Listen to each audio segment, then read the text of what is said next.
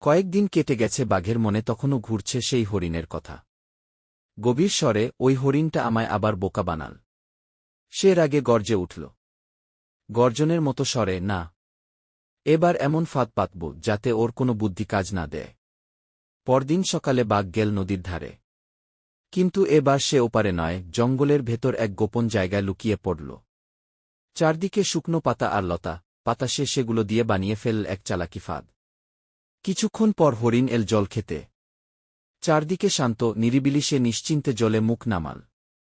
ঠিক তখনই বাঘ পা টিপে টিপে এগোতে লাগল। পাতার ভেতর দিয়ে তার চলা। একটুও শব্দ নেই। হঠাৎ তীব্র স্বরে, হরিণ ভাই, সাবধান, পাতার নিচে বাঘ লুকিয়ে আছে। চমকে ওঠার টোন।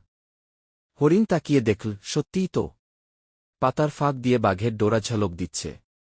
সে আর এক মুহূর্ত দেরি না করে ছুটে পালাল। বাঘের গর্জন, দৌড়ানোর শব্দ। বাঘ তেড়ে গেল তাড়া করতে, কিন্তু আহা, নিজের বানানো ফাঁদেই পা জড়িয়ে গেল। ধপাস করে পড়ে গেল সে। দূর থেকে হরিণের হাসির স্বর। বাগদা, নিজের ফাঁদে নিজেই পড়ে গেলে। বাঘের লজ্জিত নিচু স্বর, মনে হয় বুদ্ধির লড়াইয়ে আজও হারলাম। শিক্ষা, অন্যকে ফাঁদে ফেলতে গিয়ে অনেক সময় নিজেরই ক্ষতি হয়।